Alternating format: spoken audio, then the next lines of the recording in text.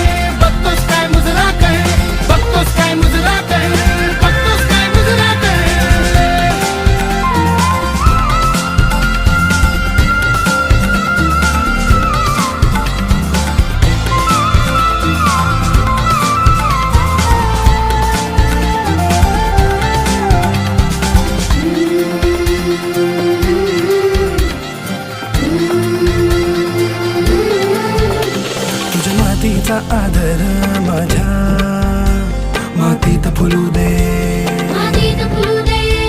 मला तुझ्यातच राजा तुला माझ्यात रुजू दे.